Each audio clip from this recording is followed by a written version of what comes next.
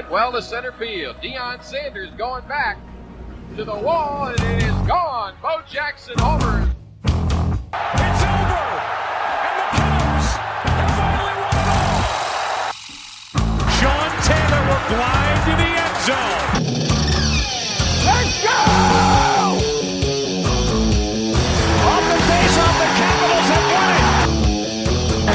81-point game, 55 in the second half. Ladies and gentlemen, you have witnessed the second greatest scoring performance in NBA history. Thank you for tuning in to another episode of the FBAS podcast. Wait a second, you're actually listening to the Infinity Sports Podcast. Starting this episode, I guess we'll call this episode 1 of the Infinity Sports Podcast, we have rebranded the FBAS Podcast. It's still the same great host, the same great content, we just got a different name. Oh, yeah, I like these new digs. I like the new logo that Wayne, you actually put together. And the name, I think, was a collaborative, but I really love the direction we're going and the growth we've had. So it really gave us the opportunity to rebrand to who we want to be. Yeah, I agree. I can't thank you enough, Wayne. Again, that logo, I love it. You know, I love the gauntlet. I love the idea of all the sports coming together as one in our show. And I really think it's a good representation of our show because I actually think we're all extremely knowledgeable in every sport. And I think that's pretty rare to see in a group of guys. So I think our show's rare, and I think we put out good content, and we're here for the name brand and for the people. You will be able to find us still on Facebook All Sports as far as Facebook goes. We have rebranded so that the tag on Facebook is at Infinity Sports Podcast. But if you type in FBAS, I think we still come up for that. And speaking of still being called FBAS, the vote for Show of the Month is still going on. In fact, when this airs, I think there'll be a couple days left, and we are well in the lead, but we can always use some more votes to pad the stats. And you would be voting for FBAS. I think on the voting page it says Facebook All Sports. Absolutely, folks. The fat lady has not sung yet, so let's go ahead and step on their throats. Those other two shows don't stand a chance. Thank you for all your support, everybody. Yeah, most definitely. You know, I know we got a big lead right now, and it may look like we need it. I think we're up at like a 400-vote lead, but every vote counts. Let's keep it going. You know, we just want to keep seeing the support. You know, don't forget to listen to the show Wednesdays at 9 p.m. Again, you can comment and leave your comments. We'd love to hear from them. And yeah, just thanks for tuning in.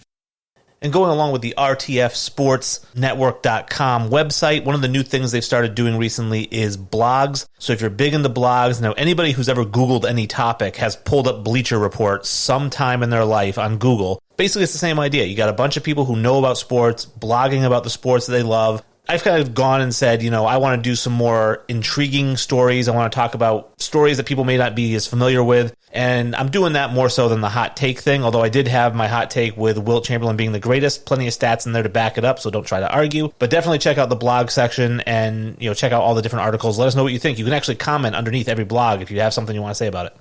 Yeah, Wayne, the Machine Gregoire, just pumping out the blogs right now. You've had some real hot takes. You've had some real awesome discoveries so far that I've loved to dive into. So keep pumping them out. You've been the leading man as far as blogs go for the RTF Sports Network. So I'm sure Michael is super proud of you.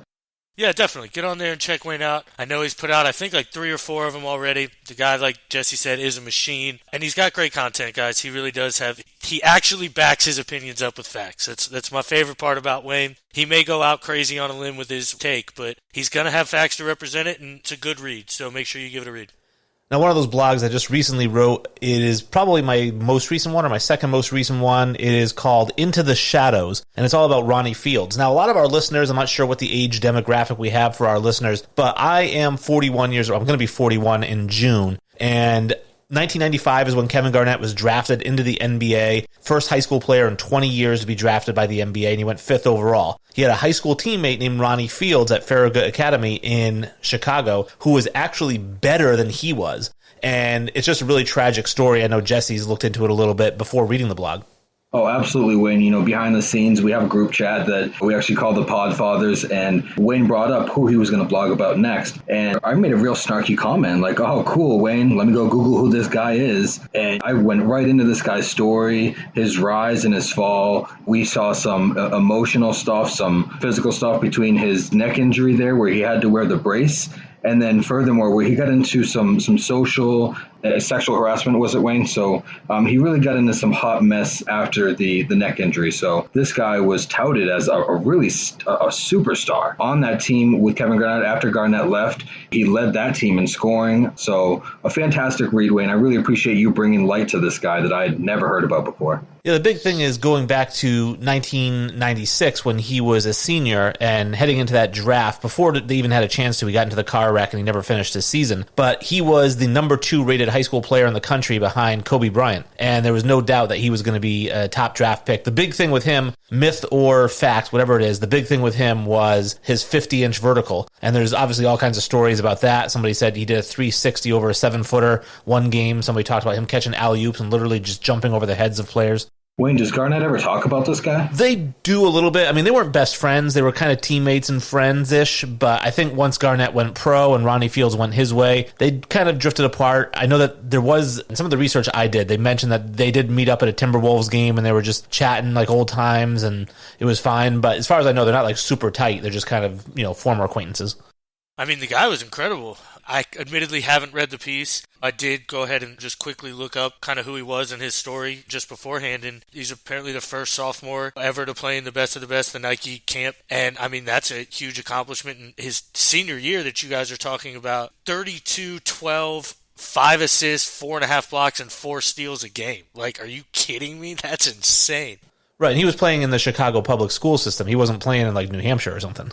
Oh, yeah, Wayne. I mean, Chicago has such a lineage of incredible players that have jumped from the high school level to the collegiate level and then on into the NBA level. We're talking about Derrick Rose, Anthony Davis, just to name a couple from this more recent generation. But I'm sure you can name some more, you guys.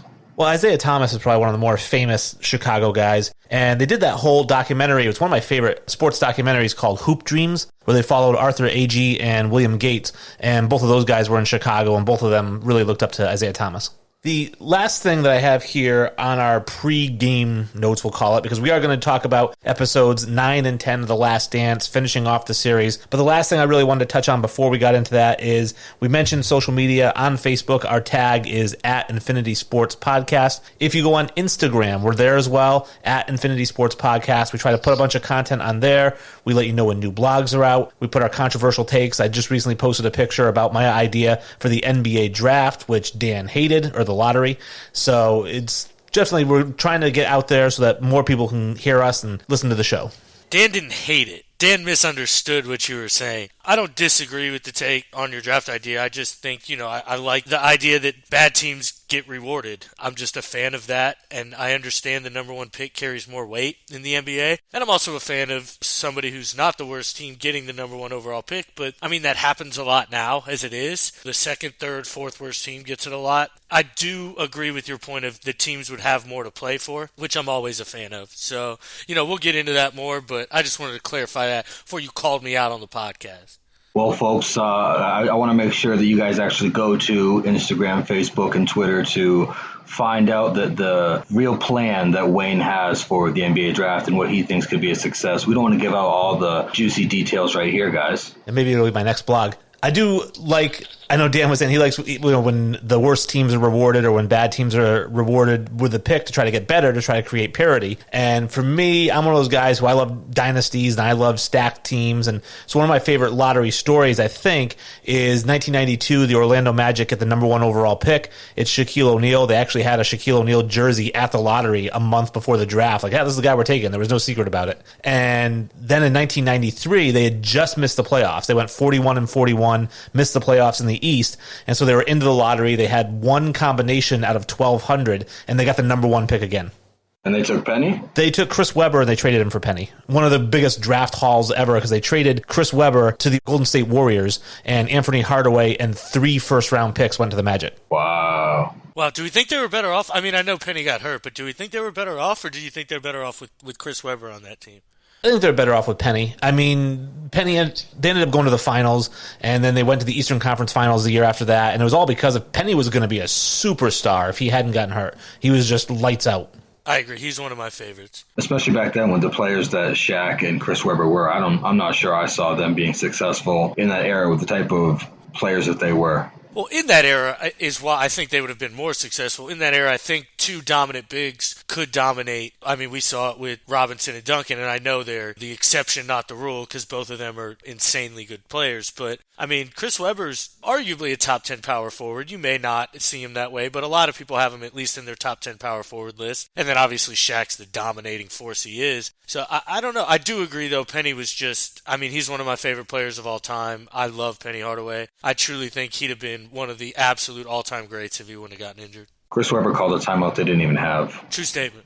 They did, and it's very unfair, I think, for people to remember him for that, because what people should remember is that in that game against North Carolina, who the hell roots for that team? They basically were losing. They were getting their asses kicked by North Carolina, and Chris Webber single-handedly took on the North Carolina team and brought Michigan back into that game. He scored something like 18 points and had 10 rebounds in the second half, and it just so happened a bad play where he just, it was just a bad play. It was bad luck, but he really carried that team, and if it wasn't for him, there wouldn't have been a timeout to call because they would have lost by 15. You know, I agree with all that, but unfortunately, a moment can define your career. And, you know, unfortunately for Chris Webber, yes, I just mentioned in the same breath I say he was a great player and arguably a top 10 power forward of all time. He still didn't do enough to alleviate that play. And that's just unfortunately what he's always going to be remembered for. Well, speaking of things that are going to be remembered forever, we are getting into episodes 9 and 10 of The Last Dance. We're talking about the Chicago Bulls dynasty. We're at the end of it. We're up against the Jazz. We're up against the Pacers. And really, episode 9 kind of starts off with the Bulls and the Pacers, because that's where 8 ended off, as Reggie Miller saying, I think we were the better team in 98. And they go into a whole little thing with Reggie Miller, which I actually loved, the whole thing with Michael Jordan and how when Reggie was like a rookie or his second year, he was talking trash to Jordan about, oh, you're supposed to be Michael Jordan? Who are you? And Jordan just went off in the second half and said, don't talk trash to Black Jesus. And he said, after that, I never called him Michael Jordan. I just called him that cat or Black Cat or Black Jesus. Yeah, I never called him his name after that, but the continual flashbacks and the way that they utilized them really did wonders for this documentary. I really think that that's one of the reasons that it stood out and broke so many records. I mean, the virus and the success of that team aside, but the flashbacks and how they really told the entire story of that team and of those people, but really it culminated around that 98 season. I'm a big fan of Reggie, honestly. I love his attitude and just, they mentioned it, his confidence was that of an elite scorer, and he was an elite scorer. If he got hot and he could hit any shot from any time over anybody, and he felt that way, he knew that, and I love that. In that whole little montage of what they do, they show him and Mike go at it, and Mike hits him with a clean right cross. And again, this comes back to, honestly, I think if you stand up to Mike and show him you won't be bullied, I think he gets a lot of respect for you, honestly. Yeah, Reggie's scrawny, but he definitely, stood his own. And like you mentioned, I think guys that have done that and that have hadn't backed down, guys like Horace, guys like Scotty Burrell, guys who haven't backed down to Mike, they actually earn Mike's respect. We got to see Jesse's favorite segment of the entire series, which is iPad Mike, because they show Mike the fight with him and Reggie just having to be pulled apart and being held apart. And Mike is watching this on the iPad and he says, let him go. Don't hold him back. Oh, yeah, he's just a few sips in, but we know this guy, he's continuing to be as brutally honest as possible. And iPad Mike stands above everybody as far as his hysterical takes, his brutal honesty. It's so rich. Yeah, iPad Mike is savage. He isn't savage. He's savage. He's a whole different type. But yeah, I mean, that's the altercation I spoke about earlier. And Reggie came out and said most people feared Michael Jordan, and rightfully so. And I didn't fear him like the rest of the league did, and was able to stand up to Mike. And we saw what happened. He wasn't able to ever actually beat the guy. But again, I mean, just to have that mentality to not stand down to Black Jesus, I really respect. Reggie's got his own 30 for 30. Yeah, against Spike Lee. So it's like Michael Jordan versus the world, Reggie Miller versus 96-pound director. But it was perfect because that really led us into the opening credits, which then goes into the Bulls 98 Eastern Conference Finals rematch against the Indiana Pacers. And what I didn't realize about it, in my notes here I put, it's Larry Bird's first year as a head coach, and he gets to the Eastern Conference Finals. And I know Larry mentions, we thought we had a chance to actually go to the finals and maybe even win the whole thing as his first year as a head coach. And they do go into later when I think the Pacers win a game, and we'll talk about it, but just Bird's stoic, game-winning shot, and he's like, yeah, whatever. That was his thing. I think when I watched Larry Bird coach, no emotion whatsoever on the sideline. No, I mean, I'm sure he expected it to happen. What year did Bird retire? Do you boys know? 93, I think. Oh, okay, so we had a couple years between retiring and then actually coaching the team. No, he coached the year right after. Oh, did he? Yeah. I'm fairly certain Larry Bird jumped right into coaching. Well, I could be wrong. You're fairly wrong, yeah. Because it basically... Oh, am I? Yeah, he retired in like 93, and his first year coaching was 98. They said it at the very beginning of the episode. Yep, I'm wrong. Yeah. So the Bulls win Game 1, 85-79, and Game 2, Michael gets his MVP award. The Bulls win that game, but it was Game 3. I guess it's really loud in there. They keep showing that blonde lady who's like screaming, and I don't know, everyone was like crapping on her on Facebook and social media, and I'm like, she's a fan. Like, she wasn't swearing, I don't think, really. She wasn't using racial slurs. She wasn't calling out anybody's family. She's just being a fan and saying, hey, Bulls suck. What's wrong with that? That's just this day and age, unfortunately, where they like to live in the past, and if somebody did something wrong, outlandish, loud, out of character for what they should have been doing, then they unfortunately, get some unnecessary backlash, and that's social media in a nutshell. Shoot, I love that lady. She's my next ex-wife, if you ask me. I mean, I love that passion. I love that shit. That's awesome. So the Pacers win 107-105 in Game 3, but Game 4, according to Bob Costas, is the most memorable game of all because at the end of the game, we get Reggie Miller completely shoving Michael Jordan to the side, hitting a way off balance three-pointer, which is still an amazing shot, even though he was open because he was drifting to the right, and it still goes in. And then Jordan, of course, double pumps and almost banks in a shot, but misses it. The series goes 2-2. Oh, yeah, I mean, Reggie did have a beautiful fadeaway, Wayne, like you mentioned, but before that, in that Game 3 that the Pacers win, you didn't mention that this boy went 9 of 15. He went 4 of 7 from deep. This was his best game of the series. I mean, that's a totally blatant foul. That is the biggest push-off I think I've ever seen in a situation like that. But, I mean, in that day and age, they kind of let those things play. And Reggie says in the little cutoff, or the little talking head, I was going to put it in the hands of the ref. I'm going to make you make that call. I'm going to get my separation. If you want to blow that whistle and make that call, that's on you. And you kind of got to respect him for that. I don't hate that. And he still has to deliver. Maybe MJ took that inspiration into the next series against the Jazz. Put it in the ref's hands. In the movie Blue Chips, there's a great line that Anthony Hardaway's mom actually says to Nick Nolte when she says, a foul is not a foul unless the referee blows the whistle. In other words, if you punch somebody in the face while they're running the baseline, you didn't foul them. Only if the referee blows his whistle did you foul them. And I think that that's kind of the same scenario here. Is like, I've always played by, I'm going to foul you and foul you and foul you until they start calling it. And as long as they aren't calling it, then I'm not fouling you. No, I think we can all agree that that's the way that you should play out on the courts and the streets, and including the NBA courts. These guys get paid a lot of money, and they really should leave it to the officials to make the calls.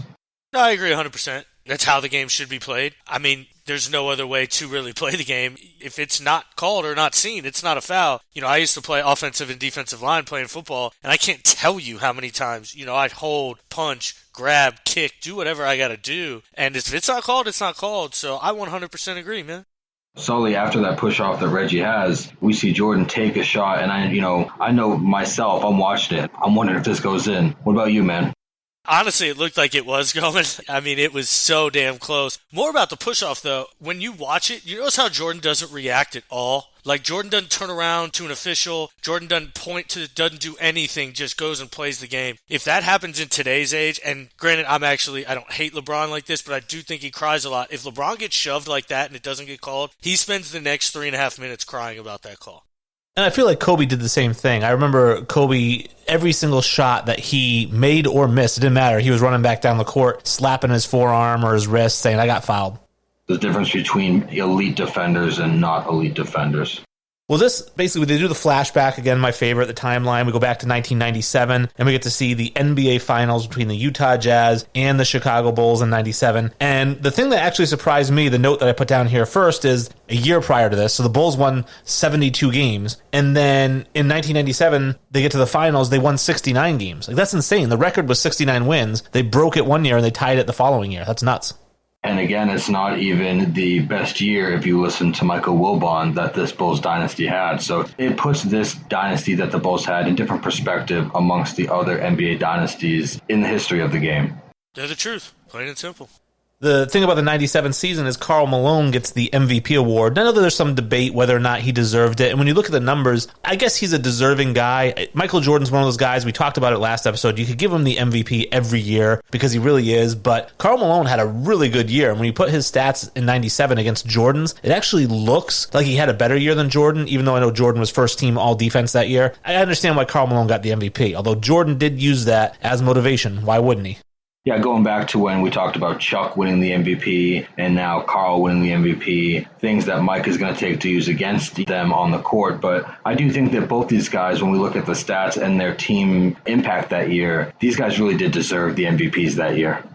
See, I disagree. I don't think Chuck did. I do think Karl did in this situation. He has incredibly good numbers, like you mentioned, Wayne. Also, Phil mentions in the episode, they had the number 2 scoring offense. So they were like putting up a lot of points. It was a lot of highlight reel stuff. Him and John Stockton off that pick and roll. I remember that year in that Jazz team actually pretty well. And it was just a lot of fun to watch that team. You know, they scored a ton of points. They did it in a fun way. It was kind of like a modern offense now. So I think that had a lot to do with Karl Malone winning too. He scored his points and they played in a really high flashy offense. He was efficient.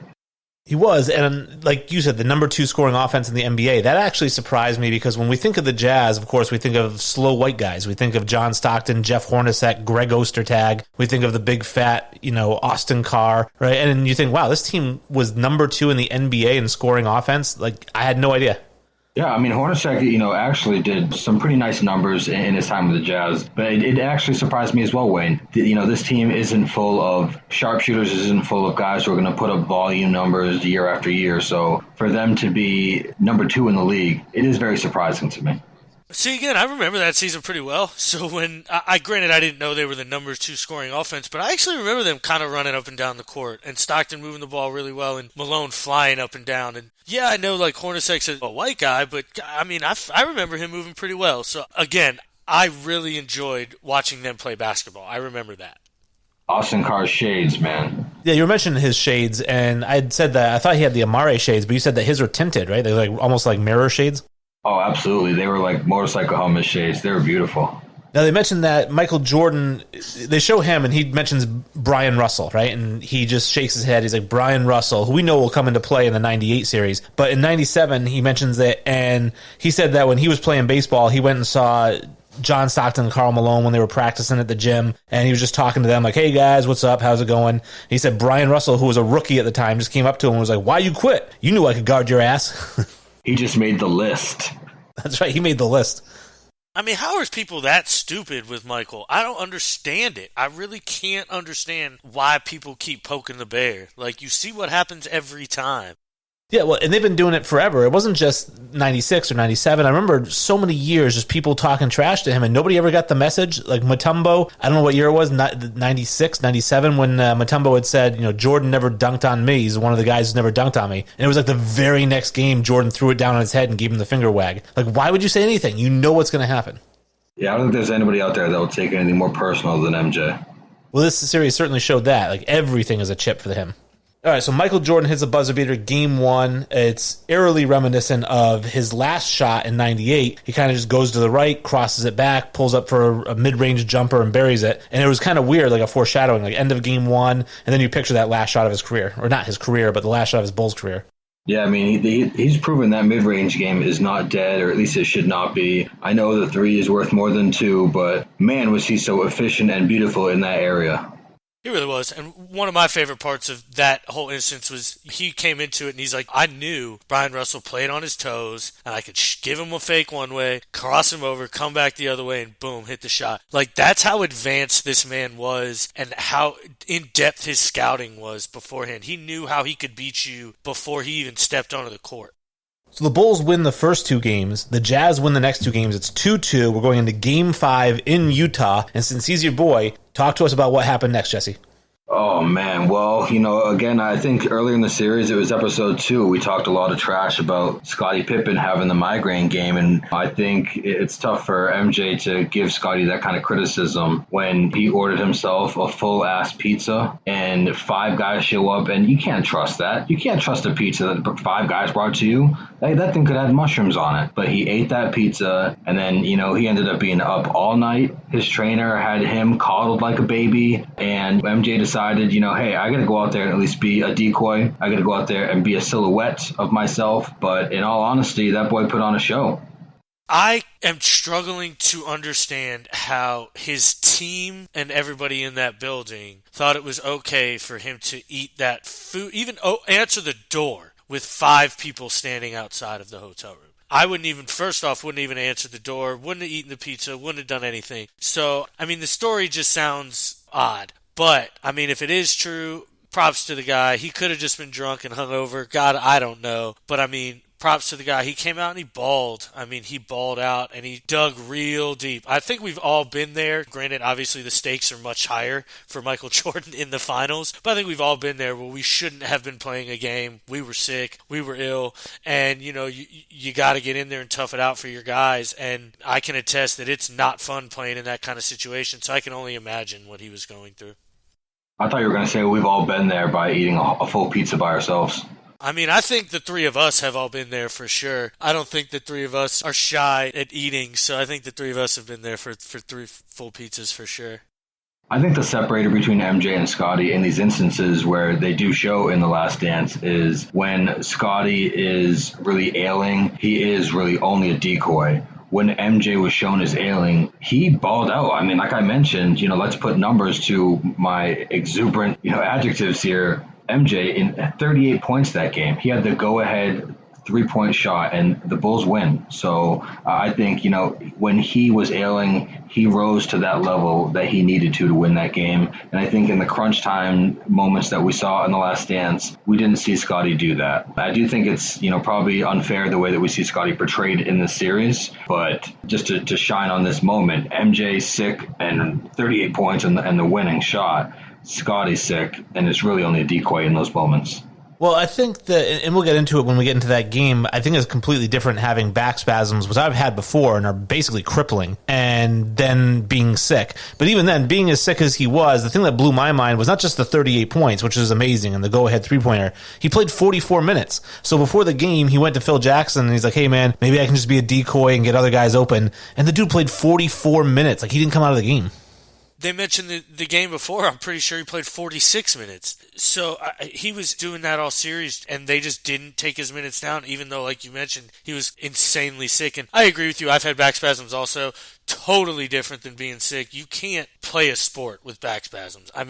Mad props to Scottie there. Migraine, too. I think a migraine I don't give him as much credit for. I think you can be a decoy and play through a migraine, depending. I do know some other listeners will probably attest that's totally wrong. Migraines are just as debilitating, but a back issue I don't think is the same as being sick.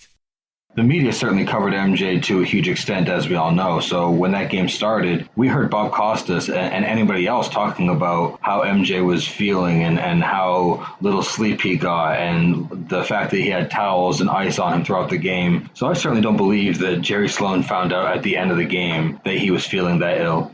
I believe it, and I did think that was a funny quote when he said, did everybody else know he was sick? I guess I was the last one to know. I wouldn't be surprised if he didn't know because, again, he's got a game to prepare for. He's not watching SportsCenter highlights. He's trying to get his team ready. He's going over playbooks. He's watching film, and he doesn't really have a chance. He gets to the stadium, and maybe Michael looks a little pale during shoot-around, but then the guy plays 44 minutes and scores 38 points, so why would you think he was sick? He didn't play like he was sick. Fuck that. Wayne, you know that's bullshit. You don't think a coach, you just said he's game planning, figuring it, you don't think a coach knows exactly who's sick, and he didn't participate in the shoot-around, so they would have told him that. They would have come and his staff would have come and said, hey, look, Michael wasn't at the shoot-around. We're hearing he's sick. The rumors are he's sick. If everybody else in the world knows, Jerry fucking Sloan knows. That's horseshit. Sam Smith probably told him. Sam Smith told him? Horace Grant told Sam. Yeah. Horace Grant texted Sloan. Like, yo, I spiked Michael's pizza. So they talk about Steve Kerr kind of takes over that role for John Paxson. He comes in Paxson's last year with the Bulls, and he's that guy. He's the three-point shooter who, when Michael gets double-teamed or Scotty gets double-teamed, if you got to swing the ball, Kerr's the guy who's wide open and can knock down the three, and that he did. I think he has like the third or the fourth highest three-point percentage in NBA history, something like 44, 46%, something insane. I know when he was in college, he shot 57% from three. Just nuts. Sully, you got those quick fingers on Google. I'm pretty sure he's first. Yeah, Steve Kerr's first. Yeah, there you go, first.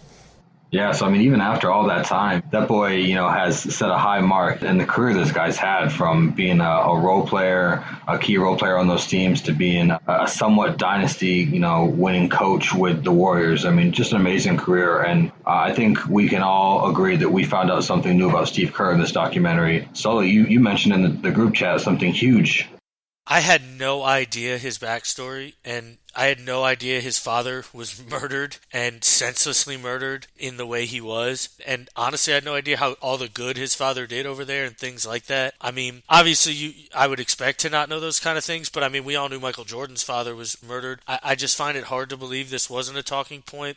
Steve Kerr mentions that him and Michael never talked about their fathers and never talked about their situation. And I just struggle to figure out how they wouldn't have bonded over that. Wayne, you had mentioned they probably found it extremely difficult, and I understand that, but I would also find it kind of extremely beneficial to find somebody you could confide in and express exactly the way you feel, and they know exactly how you feel, because it wasn't that he was just murdered. It was a senseless, no reason kind of murder, and it drove Michael to become stronger, and I think it had a huge driving impact on Steve Kerr as well. He discussed how he just lost himself in basketball, and Michael mentions this way later in episode, I believe it's 10, and you need failure to really truly have greatness, and I mean, that's what Steve Kerr got. The thing that blew me away about that whole section about Steve Kerr, and this is one of those things that I called BS on, was Steve Kerr getting the full scholarship to the University of Arizona, and he said that he wasn't recruited by anyone else. Arizona is a Pac-10 powerhouse. They're a huge university. So to think you're not recruited by anybody, and then out of the blue you get a full scholarship to a major basketball college. New Hampshire wasn't recruiting this guy. I know he's on the West Coast, but San Jose State, San Diego State, TCU, Texas Tech, nobody on the West Coast gave this guy a single call or a letter, and then out of the blue, full ride to Arizona. Yeah, I mean, correct me if I'm wrong, but Arizona certainly can be considered as point guard university. They've put out so many amazing point guards at the collegiate level and then into the professional level. So I see what you're saying there, Wayne, where maybe it took the high status of his parents prior to the public slaying of his father to get some pull and to bring him into a college that maybe he wasn't going to go to. Yeah, I don't know. I think his parents had something to do with it. We all know that they were professors. They never say where his mother went to college or taught, for that matter, and I'm assuming she probably had some type of professional relationship with somebody there and pulled a string, or his father did and pulled a string, because like you mentioned, that's really odd for a huge powerhouse team to give a kid a scholarship that has 0 scholarships anywhere. Now, he made the most of it. I mean, he shoots 57% from three, and he actually goes to the Final Four. I'm not sure if Arizona won the national championship, but that team had Sean Elliott from the Spurs on there, and I think they went to the Final Four at least. Did they end up reuniting on the Spurs when Kerr ended up playing for them? No, I think Sean Elliott retired before that. Oh, damn. That'd have been a story. But what it leads up to, obviously, is that Steve Kerr going into that game, it's 97, it's the finals, and Michael's looking over at him. He's covering his mouth with a towel, and he's like, Steve, be ready, because if they double team me, I'm kicking the ball to you. And Steve's standing up and shouting, I'll be ready, Mike. I'll catch the ball and shoot it. Look at me, camera guy. I'm talking to Mike. I know what's going to happen. That shit was hilarious. He had 0 awareness there of what was going on. That was really funny. Yeah, I mean, the fact that MJ, again, isn't just thinking about himself and himself getting those points. He knows what the defense is doing after a game. It was mentioned earlier on in the documentary that it got to a point in that second three-peat that MJ was really playing chess when other players were playing checkers. So when he was on the court there against other teams, he knew what they were going to do, and he was ready for Kerr to shine in that moment like Paxson had before. I like that in the championship rally after they win the championship, Steve Kerr gets to the podium and he's like, well, I had to bail out Mike again. Yeah, I mean, the only thing worse than his joke was his shorts there. He looked like a goofball in that rally. Bro, Steve Kerr's got a ton of personality, man. I'm not going to lie. I like him. I think he'd be cool to hang out with. He's a goofy white boy, I swear to God. They go to the trivia section, our favorite. It says Michael Jordan and Scottie Pippen eliminated the most 60-win teams in postseason history. How many? I guess 6. What about you guys? I guessed 5. I guess 13. Holy Moses. Every team they played had 60 wins. I thought there were a lot of better teams, I guess. Jesus. I also thought they meant, I didn't know, it's not just that season, so I would assume over the course of his 6 championships, they played 2 60-win teams a year, and I guess I was wrong. You know what I mean? Sully going hard on the over there with 13. I know, hard over. He's like, yeah, back in that day, like 8 teams won 60 games. Like, it's fucking impossible to win 60 games. I mean, it seemed like it. But it was 7. 7 was the right answer. Just a bit off. Yeah. God. So let's see, we go back to the 1998 Game 7 against the Pacers. Only the second time in the Bulls championship run that they faced a Game 7. So they said Michael had a real warm spot for the security guards. We get that whole thing about how they're kind of following him around and they're buddies with him. And I understand that, I guess. If you're Michael Jordan and you don't really have friends, who can you truly trust that actually likes you for who you are? These guys are around him all the time. So it's, by proximity, your friends are just the people who are around you the most, right? Are you shocked that, MJ and Larry, his brother, weren't much closer than they were? Like, we hear from him a little bit in the story, but it's a much older video from when he was, earlier in his career. But why didn't him and Larry really connect? I'm curious as to why that never really culminated into a relationship. His brother, I mean, they certainly both could have bonded about the same public slang of their father, but the fact that those two weren't able to bond and be close, the fact that MJ had to bond with his security guards more often than not, it does show that he really couldn't connect with people or didn't want to connect with people outside of those security guards, that tight circle he did have. I mean, that's getting deep into Mike's psyche at that point. But, Mike, his brother was never there. Even when his dad was there, you don't see his brother around at all. So, I don't know. Maybe it's just a thing that the brother didn't want to maybe depend on Mike or felt jealous of Mike or things of that nature. So, maybe it was that. It could be a lot of things. I do agree that it's tough for that level of superstar to have people you can trust unless they've been around since day one. And you're not going to have a lot of those guys. And for Michael, it became those security guards and, the one in particular they mentioned. And I get it. I don't know if he viewed them as friends per se or more of just mentions like a father-son relationship with Gus and, how he was just able to talk to him and things like that. And so that was probably really needed for Michael. It's always nice to have people who aren't just yes men in your corner. I did think it was funny that before Game 7, they're sitting in the back of the locker room of security guards. Ahmad Rashad, who apparently is Mike's best friend as well, is hanging out back there, and he's like, some guys can and some guys can't. That's all he says. And Michael Jordan says, stay away from Scott Burrell. You're going to scare the shit out of him. And I thought any chance he has to take a dig at Scott Burrell. Not just Scott Burrell, but I mean, we saw him poke at Krause Burrell. I mean, he's going to poke at anybody. He was a funny character and didn't mind who he was taking shots at, whether it was his general manager or his close teammate. I love the fact that you're bringing up this Game 7 win because as much as I do love, respect, and defend Michael Jordan and the Bulls, I see some of these false memes pop around, and I know you're such a big fan of false memes, Wayne, but there's the one of, MJ and Scottie whispering to each other about how they don't know what a Game 7 is. And, we're talking about this being the second one amongst their run. So they certainly have to play in them. They're competitive, that so much so that they don't need to play in them all too often. But in the LeBron-MJ comparison, that's a meme that I'm pretty sick of seeing. Well, me too. And I think that it's referencing finals, that they never faced a Game 7 in the finals. And even then, I still think that's an overrated statistic. I don't care if you face all Game 7s. At the end of the day, it only matters how many you win. So I think that's kind of a stupid thing that they try to, look, Mike's better than LeBron because he didn't play in a Game 7. I'm like, shut up. How many times has he been swept? Jordan? Yeah. I have no idea. I'd have to go back. Never in the finals, obviously, but I'd have to go back and look at his whole playoff record. Here's an argument for you, LeBron. So Steve Kerr hits a game winner, or actually not the game winner. So this is the thing that blew my mind. So there's 6 minutes to go in the game. The Bulls are down 3. They drop a play. Steve Kerr hits a 3, and Reggie Miller's like, that was it. That was basically the dagger, biggest shot of the series. I'm like, it's fucking tied. It's a tie game with 6 minutes to go. And that's the end? You guys just fucking threw in the towel because they tied it with a 3-pointer? I think what it was is the assistance from guys, the role players on the team. It came so sparingly that in a late game moment like that, for a 3-pointer to get the Bulls close and for MJ to have the game tied, Reggie, a competitive guy in himself that we've spoken about, he knows that, oh no, if that guy's going to hit shots, then we're done. Well, Reggie actually mentions that the real reason they felt like they lost it, they were up 3 at the time, and MJ and Rick Smits were going for a jump ball.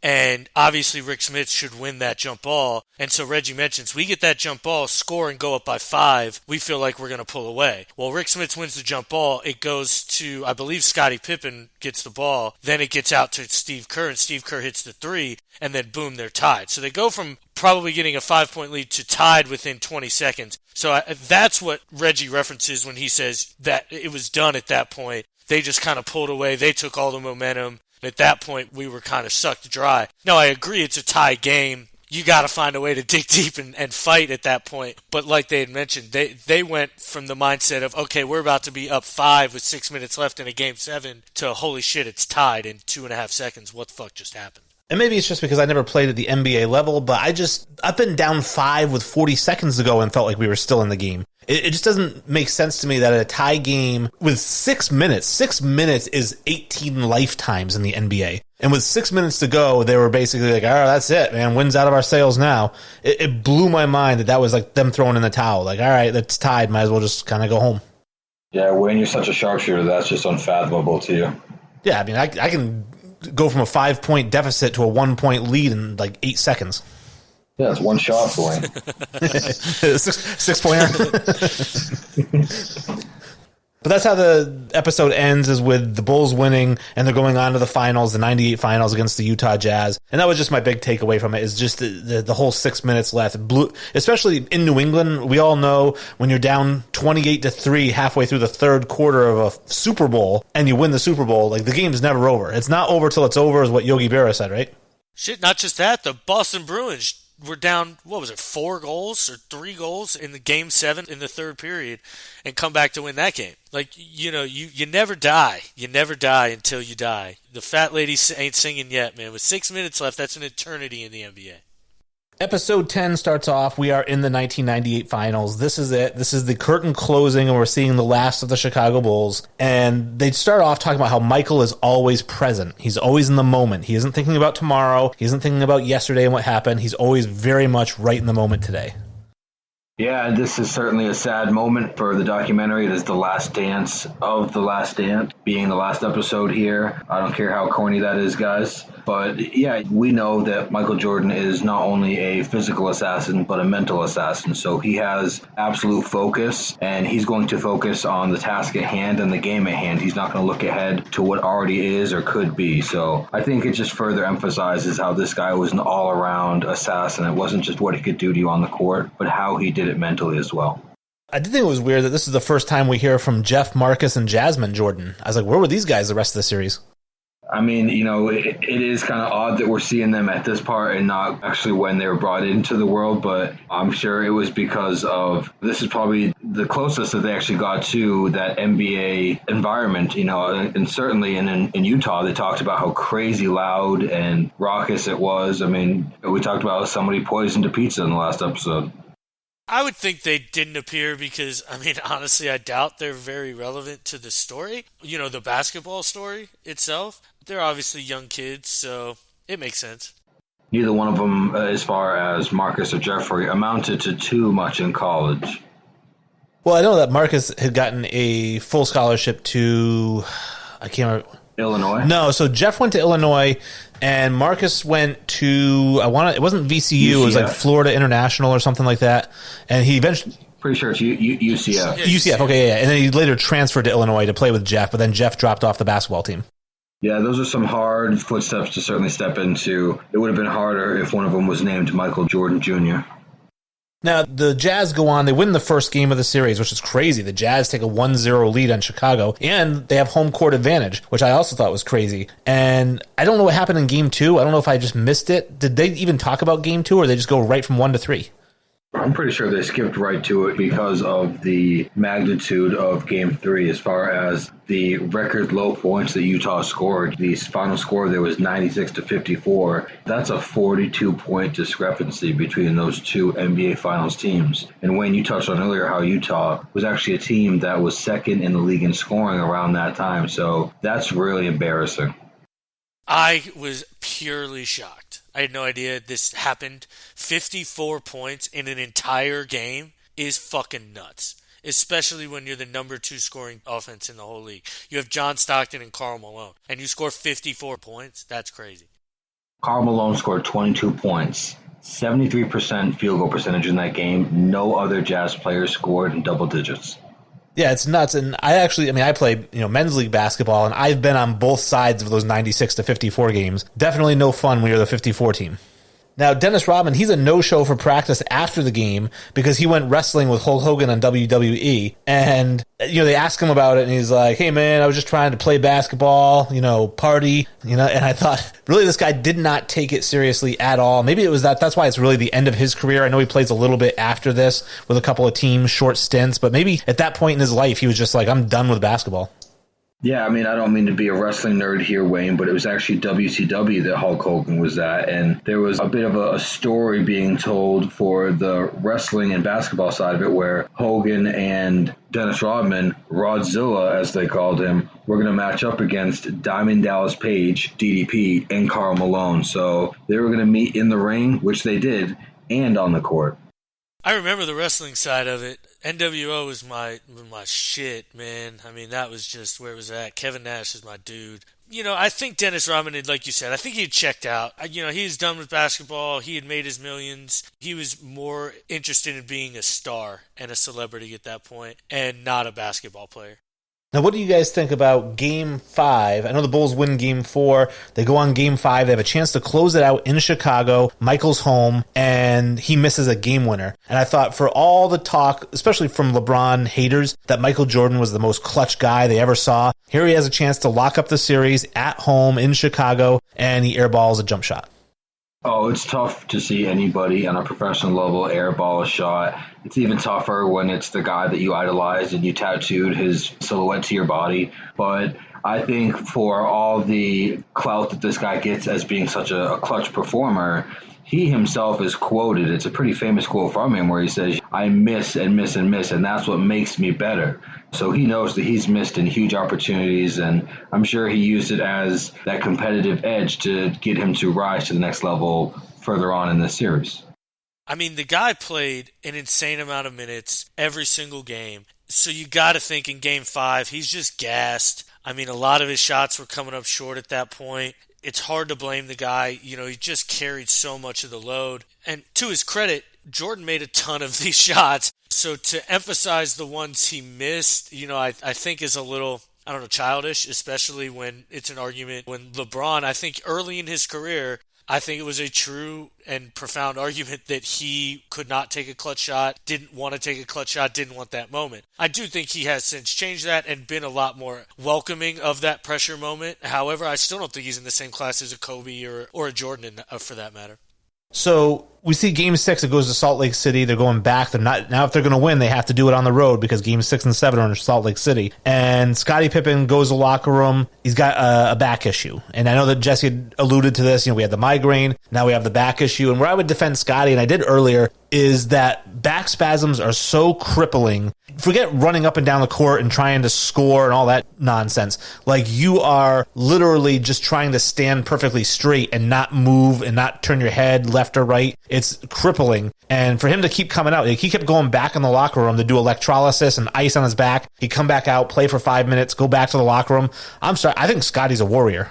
Yeah, I got to take part of what I said back earlier in the episode because ESPN actually replayed this game in high definition last night at 9 p.m. And it was amazing to see the full aspect of the game. And, Scottie, he started the game and he went out there and he wasn't just a decoy. He ended up, I think, scoring 4 of the Bulls' first 10 points. And then he ended up starting in the second half when they didn't think he'd be able to.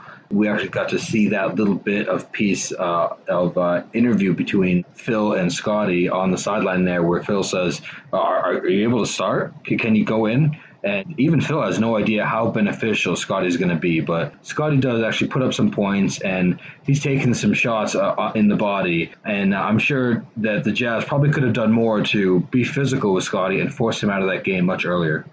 Yeah, I give Scotty mad props. He battled through that, and I actually agree with your point, Jesse. I mean, if this is the Pistons team, Scotty doesn't get back in that game. There's no way, because he knows if he goes back in there, he gets crushed. So, I think the nice personalities of the Karl Malone and the John Stocktons kind of let Scotty get away with one there. Now they go to the trivia before the commercial, and again, trivia says that the Chicago Bulls and Michael Jordan eliminated 20 Hall of Famers during the postseason. Who did they eliminate the most? So I'm thinking, all right, it's got to be an East Coast player. It's got to be somebody from the Eastern Conference because that's where they would have played the most. I thought Mark Jackson, who played for the Knicks early on and later for the Pacers. And I'm like, I'm going with Mark Jackson. They said it's Patrick Ewing 4 times. And I was like, Mark Jackson got eliminated more than that. And then I looked it up and I'm like, oh, he wasn't a Hall of Famer. Oh, painful. And, I'm pretty sure he's still top 10 in assists all time. So he may potentially get there, but he's certainly not in the echelon of the guys that are above him in terms of Mark Jackson. But my guess, I yelled it, and it was Patrick Ewing, and my mom can defend me. And that's the hill that we're going to die on, is I guessed Patrick Ewing, and I was right. Yeah, I didn't give a guess on this one. This shit's so fast. I fucking hate it. Patrick Ewing has taken some lumps in his career. He's one of those guys like him, Chuck, Carl, you really feel for as far as guys that never really got to walk away with a ring, but they had such magnificent careers. Ewing, oh man, I saw a highlight or a low light today of him missing that shot against the Pacers, that layup, and I felt so bad for him. Well, we get to see in the game Karl Malone and Dennis Rodman. They get tangled up. It looks like they kind of trip each other, and then as they're getting up, they get tripped up again, and they start to get up again, and they trip again, and then I think when they get up, it looks like Karl Malone actually drives his shoulder into Rodman's chest, and they both go down again. And I don't know if they got called for double technicals or double fouls or whatever it was, but I thought that should have been a flagrant foul on Karl Malone because he literally pile drive Dennis Rodman to the ground. Taking some of these moves from the ring and using them on the court. I don't disagree with you. I think that the double tech is the right call there, to be honest with you. But, I mean, it could have been worse for either situation. But they just don't call that shit. Well, they go on to say that the next 41 seconds is the most unbelievable individual effort you'll see in an NBA Finals. I'll still disagree because I still think LeBron back in 16 or whatever it was. But 41 seconds ago, Jordan drives to the hoop, gets a layup with 37 seconds to go. So he's given him that opportunity to get a second chance to go ahead because you got to score fast so you can get that 2-for-1. He does. He scores. Then he comes up from behind Malone, steals the ball from Malone. Then he hits the jumper to go ahead with 5.2 seconds left. So just a huge, 3 plays in a row, bang, bang, bang with Michael Jordan. Yeah, and I think the jumper gets the most shine, but to be honest, that layup, it was way too easy for him to be able to do that. It happened exactly the way it needed to for the Bulls dominoes to fall in a successful way, and for him to get right to the rack with really no opposition. I mean, if you're thinking of the tall white guys that the Jazz had, and the beefy, stocky Karl Malone, there was nobody around him when he just laid that in, and he was ready for, the next play. So MJ made all this happen. He threw that team on his back in 98, and he was like, yo, we're going to get the 6th title. We talked earlier about fouls, and it ain't fouling somebody unless you make the ref call it. I can tell you right now, if I was playing, I'd have fouled the fuck out of Michael Jordan right there. There's no way he gets that easy of a layup if I'm playing, or if anybody should have been playing. Like, you know what I mean? Like, there's no way you can just let him walk to the hoop like that. And I agree. I think that's kind of where he lost it. I mean, his awareness to steal the ball from Karl Malone and just know what Karl's about to do and sneak in. I mean, that's so heady. That's so Michael. That's so just a great player. That's what they do. They prepare and they know, I mentioned this before, they know how they're going to beat you before they step on the court. And that's so important. And I just loved seeing that. What do you think about Phil Jackson, who I know we talked about way back about him still being the best coach of all time or one of the best coaches of all time, saying, I'm not going to call a timeout in that situation, even though I have him, because 1, I have the ball in Michael Jordan's hands, and 2, I don't want to give the Jazz a chance to talk about what's going to happen and what they're going to do. I just want Michael to improvise and do whatever he does. I think it was the right call. I definitely agree. You can't question Phil Jackson. He's got an amazing career. He's got more rings. He's got fingers as far as being a player and a coach. But this guy is certainly not in the wrong for not wanting to stop the game. and for taking the ball out of MJ's hands. MJ knew what he was going to do. Not just that, there were a lot of factors going with that. They had the momentum at the time. The Jazz were clearly on their heels. Michael's driving down their throats, and you could tell he's got his throat on their neck. Like you mentioned, why let them get a chance to reset, get their wind to them? And I get on offense you can organize a play and blah, blah, blah, but what play are you going to fucking organize? Get MJ open and get him the ball? Like, he's already got the ball, and he can get himself open. So I just think, granted, I think understanding that in the microsecond it takes Phil Jackson and in the situation that he's in, for him to instantly run through all of that information in his head and decide, okay, best to not call timeout, that's what makes him great. I mean, let's be real. Wayne, it's the same way when Phil was coaching the Lakers. He would be in the wrong for calling a timeout when Kobe has the ball in his hands and he knows that Kobe's about to finish the game that the way that it should. Yeah, that was a great call. I thought so. And the one thing I like that they didn't spend a ton of time on, I'm glad they didn't, I don't want to spend a ton of time on it either, is I don't think Michael Jordan pushed off. Seeing that play over and over and over again from every single angle, from up close, from far away, he had his hand on his hip, yes.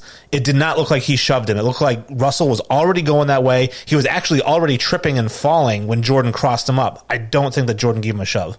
I absolutely agree. There was no shove. That's just the way that Russell's body was taking him. So I think that it looks bad to some people, to the people that want it to look bad, but it's an amazing shot and an amazing way to end MJ's Bulls career. There's no way whatsoever that's a push-off. He's already falling. He's already slipping. His hand's just there. Who mentions that it wasn't a push and it's like that he was already losing it? Was it Bob Costas? Who was it? I can't remember who it was, but they said something that was just like the equivalent of like a doorman just like putting his hand on your hip. Yeah, I mean, he doesn't touch him at all. I mean, obviously, Jazz fans are going to be sour and scream push off and things like that, but I think anybody who has an impartial view of the situation can clearly tell that there's no actual pressure of his hand on his hip or backside, and there's no actual force that's distributed from Michael to Brian Russell. So I just don't see it. He's already falling from the sheer crossover and just dead stop. Michael hits on him. So I think that's what it was. And like you said, it's a shame that you got to spend so much time on this because this is one of the biggest arguments of all time. And I just don't see the side for the argument that he did push off. I can't see after all of that film and like you said, all the angles, how anybody can think he actually physically pushed off from him. Yeah, if the officials don't call Reggie Miller for his, you can't call MJ for this. Exactly. I did like that the anti-Pistons, basically, Karl Malone gets on the Bulls team bus and shakes hands with everybody after losing.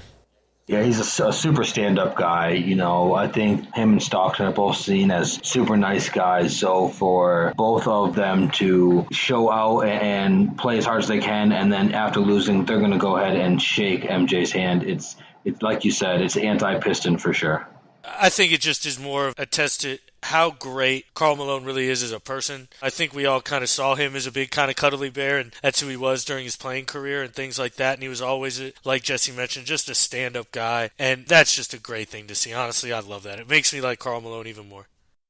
I did like that during the rally, Phil Jackson finally thanks Jerry Krause, says, hey, thank you, Jerry Krause, for putting this team together. Scottie Pippen says in the documentary that Jerry Krause deserves the credit for this. He put this team together. And I thought we've been talking about this now for 9 episodes and Jerry Krause wanting the credit. And here are these two guys at the very end of the dance saying, hey, thanks for putting this dance together. And you don't question at all if these two very well-educated men were getting in on some super sarcastic takes in front of all of Chicago at the parade, saying, oh, it's all Jerry. He's the one that did it, guys. I don't think so at all. Either do I, especially because Scotty, during his talking head, says he calls Jerry Krause the greatest GM of all time. And again, I think you have to give the guy his respect. Is he a piece of shit who weaseled his way out of probably a 7th championship? Yeah. Did he want more credit than he got? Yeah. But is he a bad guy for wanting his due credit? No, I don't think so. I think he went about it the wrong way. But I mean, you have to give him the respect for the team he built and the way he built it over that. I mean, God, they were such an incredible team for 10 fucking years. The thing that really boggled my mind after that was they talked about how Jerry Reinsdorf said to Phil Jackson, like, I'm going to give you an opportunity to come back and try to win a 7th. Like, you guys deserve to come back and defend your title. Like, I'm not going to push you out. And one of the things I liked, one, is that Phil Jackson said that would not be fair to Jerry Krause. And he's right. Like, that would totally undermine Jerry Krause and everything he's been saying all year. And so I thought that that was nice of Phil Jackson, who probably didn't like Jerry Krause, to just say, listen, the right thing to do here, because it would really undermine your general manager, is for me to walk away and not have you step over him and give me the job. And I thought that was really great. And then I also, of course, you guys can talk about Michael Jordan watching this video and being just pissed. Like, I would have come back on a 1-year deal. Rodman would have come back. He had 1 year left on his deal. Phil would have come back on a 1-year deal. Scotty would have taken some convincing, but I could have had him come back. Like, he was just pissed to see that there actually was that opportunity to come back for a 7th year. Yeah, I think that specifically when we talk about Jerry Krause and Phil Jackson, Jerry Krause mentioned at the beginning of the season that Phil could have gone 82-0 and he wasn't coming back. So I think when you start the season with that type of sour tone, Phil Jackson is a super bright guy. He's going to hold on to that. He's going to resent that. And no matter how the season ended, I don't think he wanted to play under Jerry Krause either. I don't think they had mutual respect for each other. So it was very stand-up and mature for him to have the take that he had. But I think even MJ mentioned, after looking at the iPad, he said, no, this couldn't have happened because of what Jerry Krause said. He shouldn't have said that. He can't start the season that way. But, oh, man, were you right? He was looking at that and saying that, he really hated going out knowing that he still has, something left in the tank, that he wasn't lost for the game. And, he knows that Phil would have came back for one more, and he would have came back for one more, and Pip would have came back for one more. So we talk about that 99 season that was shortened because of the strike. They played 50 regular season games. That would have been so good for those Bulls veterans. And I think that they probably could have really made a very great run at that 7th title, that historic 7-9. We mentioned sarcastic remarks and things like that. And I think the remark of that wouldn't be fair to Jerry, I think was kind of said in a little bit of jest and a little bit of prodding and poking that, hey, look, this guy opened his fucking mouth at the beginning of the season and said, it didn't matter what I did, I was done. So it'd be unfair for you to not take your GMs, kind of like that, not necessarily respecting the guy or something, but God, you can only imagine if they would have been able to put that together. You made a great point. That was a shortened season. That would have been huge for them. They probably would have won another title. And does it change much? I don't think it does.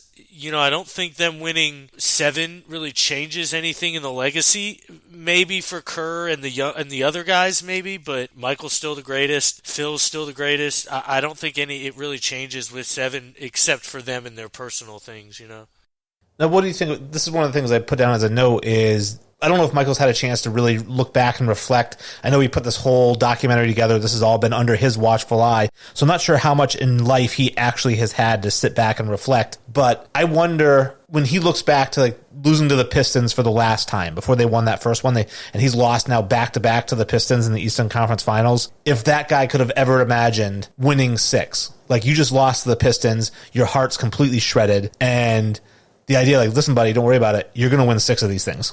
I'm sure for a guy like Jordan, his expectations and his dreams, they blew up on probably a yearly basis, where the heights that he thought he was going to reach, they tripled so often because of the places that he put himself, the opportunities that he made for himself by hitting shots and driving his teams to success from the collegiate level to the Olympic level and then onto that Bulls dynasty. Yeah, like Jesse mentioned, Michael's a special breed. He always thought he was going to win. I don't think he ever thought, man, I just lost these 2. I'm never going to get there. I don't think that thought ever crossed his mind. I just don't think he has that in him. At the same time, the kid just worked harder than anybody we've seen come through the NBA in a long time, and that's why he was so great. He put the time in, and that's with every great person. You got to put the time in.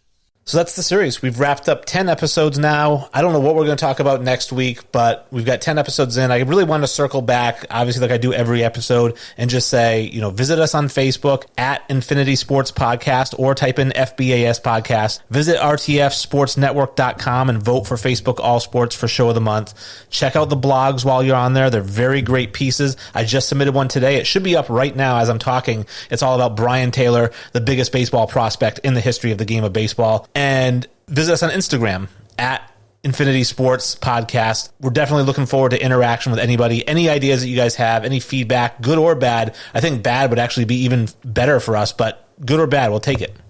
Yeah, one of the places you guys can always find us is Twitter. We're all active on there, and we do have a chance to represent the Infinity Sports podcast on there as well. You know, I was actually live tweeting for most of that Bulls game that ESPN was re-airing. So interact with us on there. But any media where you are actually listening to us, they have a way for you to rate and subscribe and review us. So please take the opportunity to tell us how we're doing, how we can do better, and give us all the stars that you can.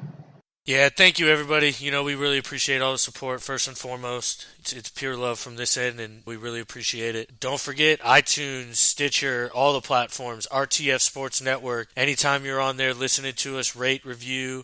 Please, anytime, like Wayne mentioned, all comments are appreciated. The negative ones more than the positive ones, to be honest with you. You know, we want to work and perfect our craft and do what we do better, and the only way we're going to know is if you guys tell us. So don't be shy. Get on in there. Jesse, you want to take it home this week? I'd love to, but Kenny seems to be rushing me off. What's going on, Kenny?